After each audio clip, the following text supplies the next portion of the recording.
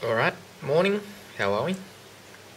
This is One Piece Cup video number 2. That's Dr. Hiruruk from One Piece again. So, as I was saying before, people that have seen One Piece or know manga and anime will generally know what I'm talking about.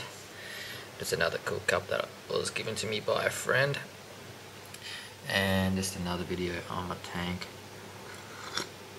And this is probably one of the downsides of rainbow fish. Well, red rainbows in general. I think I've read on a forum as well that they're pretty smart and aggressive, pretty aggressive feeders, I should say.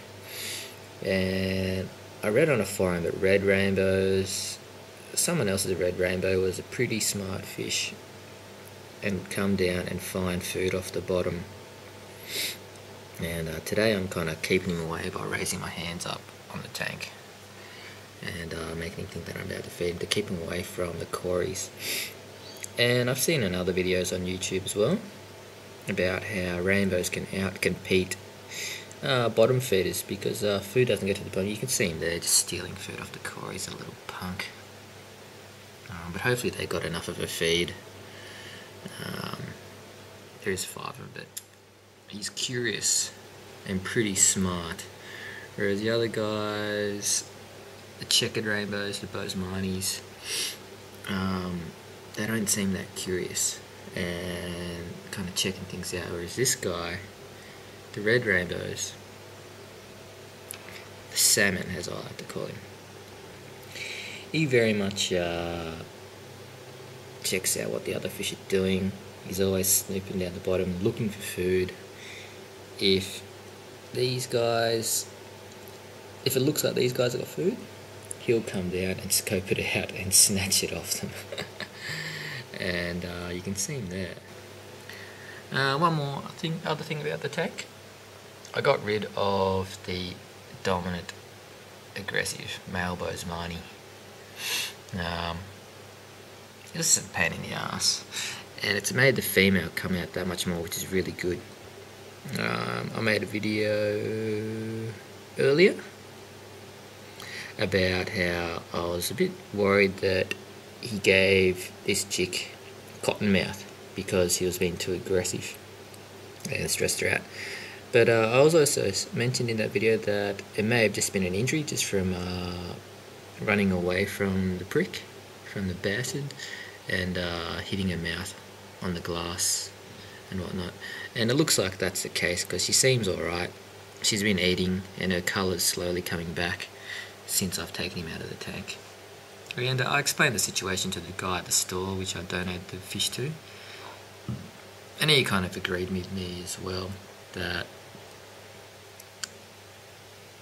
the fish showing that kind of aggression, it very well may be a hybrid fish, a hybrid boesemani,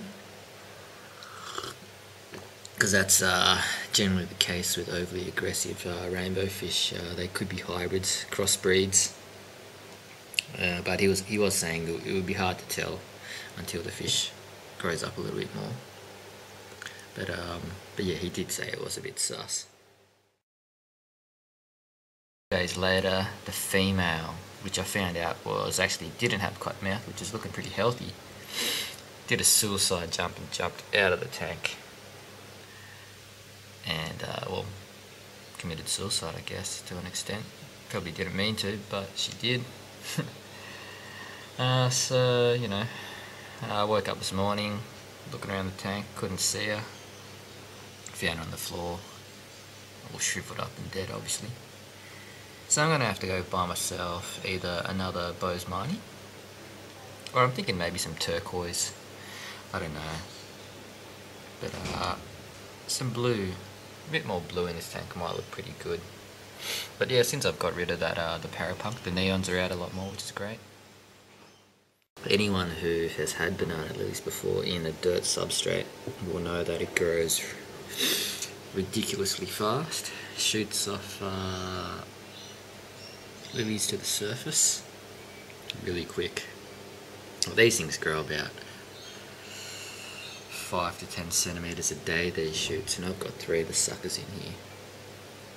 that one there, and one in the back there, and they're just shooting off stem lilies to the surface. But what I've been doing, I've been propagating them and trying to get a bit of a kind of a tiger lotus lily pad effect under the water, because they don't really shoot off lilies in the water. They shoot them up to the surface and then they have them floating on the surface. But these two here are stuck in the substrate a couple of days ago, and they're looking pretty good. These two just here I just threw in today, and that's why they're looking a little limp. But give them a couple of days once their roots get settled, and they'll kind of stand up more straighter and look like this one here. Now, this one that's floating to the right was actually shorter than the other one, but it had better root structure. So it's taken off, and it's grown about 5 centimeters in 2 days, which is good. But yeah, banana lilies, if you can be bothered constantly pulling off the stems, the lily pads, they're a pretty good plant, but they do grow really, really quick, almost too quick. Not that it's a big deal plucking off lilies, but they're a pretty cool looking plant, but they do go really, really fast. But yeah, they're the updates on the tank.